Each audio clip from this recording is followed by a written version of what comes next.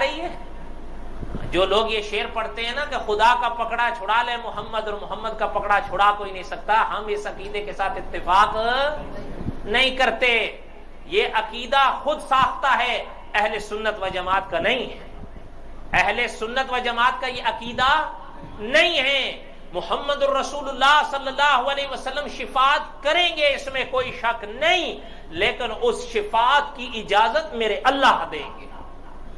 یاد رکھیے گا، شفاعت جو ہوتی ہے علماء فرماتے ہیں عام طور پر دو طرح کی ہوتی ہے. ایک شفاعت ہوتی ہے شفاعت بالوجاہت، اور ایک شفاعت ہوتی ہے شفاعت بالاذن.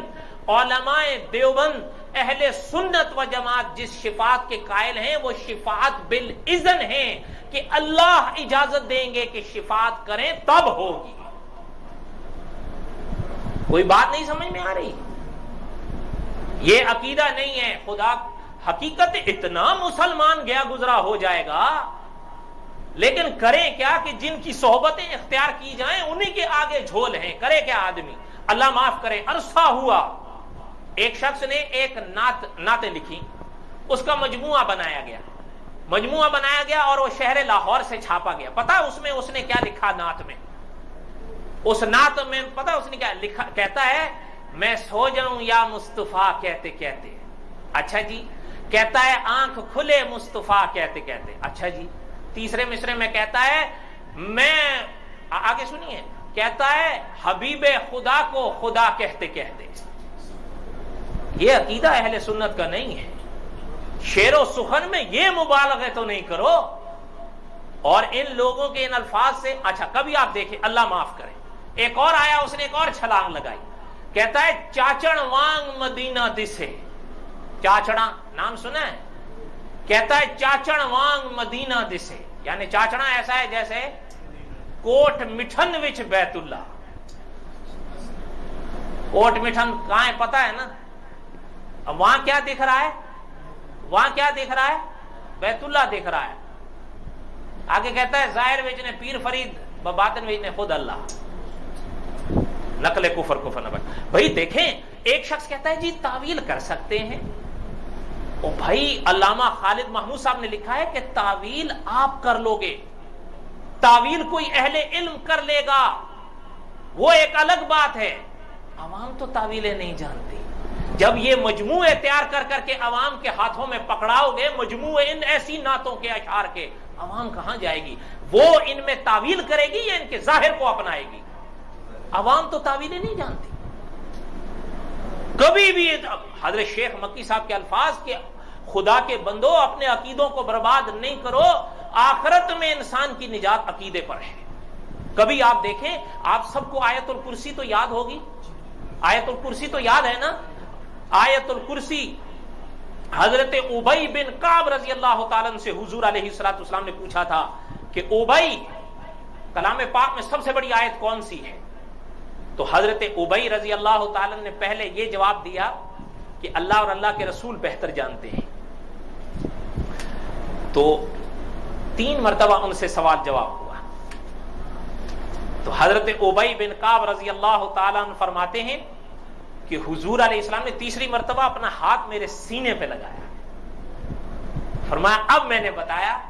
فرمایا حضور کلام پاک میں سب سے بڑی آیت آیت الکرسی ہے. علماء نے فرمایا یہاں بڑے سے مراد الفاظ اور حروف کے لحاظ سے بڑا نہیں تھا، عظمت کے لحاظ سے بڑا مراد تھا. الفاظ اور حروف کے لحاظ سے کلام پاک کی جو سب سے بڑی آیت ہے وہ سورہ بقرہ کی دوسری آیت ہے. حالانکہ آیت الکرسی بھی کون سی سورت کی ہے؟ وہ بھی سورت بقرہ کی ہی آیت ہے، لیکن الفاظ کو اگر آپ عدد کے لحاظ سے گنیں گے تو دوسری سورت آیت ہے جو سب سے بڑی ہے. اچھا، اسی آیت الکرسی میں ذرا سنیے، اسی آیت الکرسی میں اللہ تعالیٰ نے کیا ارشاد فرمایا ہے. اب پوری آیت کا تو ترجمہ میں نہیں کرتا، البتہ اس لفظ کو سنیے. من ذا الذی، جو اس کے پاس سفارش کرے، یشفع عندہ الا باذنہ، مگر اس کی اجازت سے. تو شفاعت بالوجاہت وہ ہوتی ہے جو جبری کی جاتی ہے، مانو ہی مانو. اور یہ بالوجاہت وہ سفارش ہوتی ہے کہ مثلا اللہ نہ کرے کہ اگر آپ میرے پاس آتے ہیں اور کہتے ہیں یار اس بچے کو بس اس نے کلام پاک ختم کیا ہے کہ نہیں کیا، بس کل اس کو سند دے دینا، ورنہ سمجھ گیا نا؟ ہاں تو ممکن ہے میں دب جاؤں، یہ ممکن ہے کہ یار اگر اس کو نہیں دی تو کل مجھے یہ فارغ کر دیں گے، یہ نہ ہو کہ بھوکا ہی مر جاؤں، تو اس لیے اچھا ہے کہ سند۔ یہ کون سی سفارش ہے؟ کون سی سفارش ہے؟ علماء اس کے قائل نہیں ہیں، علماء اس کے قائل جو شفاعت انبیاء کریں گے، جو شفاعت مقربین کریں گے، وہ شفاعت بالاذن ہوگی کہ اللہ اجازت دیں گے تب ہوگی، اللہ فرمائیں گے۔ اور علماء نے فرمایا اللہ فرمائیں گے میرے پیغمبر اس کی سفارش کرو میں قبول کروں۔ اور حضور نے جو فرمایا کہ جب ساری دنیا، وہ انشاءاللہ اگلے درس میں آئے گی بات، حضور نے فرمایا جب ساری دنیا میرے پاس آئے گی انبیاء علیہ السلام سے گزرنے کے بعد کہ آپ سفارش کریں کہ اللہ حساب لیں، اگر کسی کو دوزخ دینی ہے دوزخ دیں، کسی کو جنت دینی ہے جنت دیں، لیکن اس پسینے سے تو نجات چھوٹے۔ حضور نے فرمایا، حدیث میں ہے، وہ انشاءاللہ اگلے درس میں سنیے گا، حضور نے فرمایا میں سجدے میں گروں گا، اور پتہ ہے کبھی آپ روایات میں پڑھیں علماء نے اسی آیت الکرسی کی ہمارے لوگ پڑھتے نہیں، علماء نے اسی آیت الکرسی کی تفسیر میں لکھا ہے کہ اس وقت سفارش شفاعت کی اجازت کے لیے جو حضور سجدہ کریں گے، اور میدان حشر میں حضور جو سجدے میں اللہ کے آگے سر اقدس کو رکھیں گے، علماء مفسرین نے لکھا 10 سال کے عرصے پر مشتمل ہوگا وہ ایک سجدہ۔ تب اللہ فرمائیں گے کہ ارفع راسک یا محمد علیہ السلام، کہ محمد اپنے سر کو اٹھائیے، آپ مانگیے ہم قبول کریں گے صلی اللہ علیہ وسلم۔ تو پھر خدا کا پکڑا چھڑا لے محمد کا پکڑا چھڑا کوئی نہیں سکتا۔ یہ عقیدہ ہے یا ڈھکوسلا ہے؟ یہ عقیدہ نہیں ہے۔ آپ کبھی اللہ تعالیٰ کرم فرمائے، میں مذاق نہیں کرتا ہوں، حضرت شیخ مکی صاحب کے الفاظ کہ اپنے عقیدوں کو مسلمانوں برباد نہیں کرو۔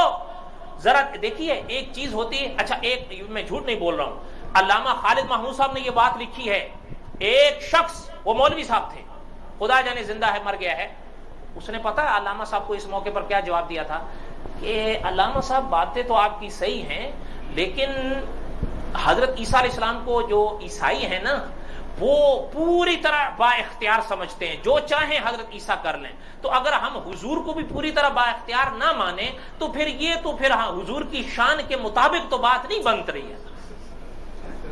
میں کیا کہا کرتا ہوں کہ ان عقیدوں کی بنیاد میں دیکھا کرو، اگر بنیاد میں جھول ہے دیوار کو سریا تک پہنچا دو، جھول ہی جائے گا۔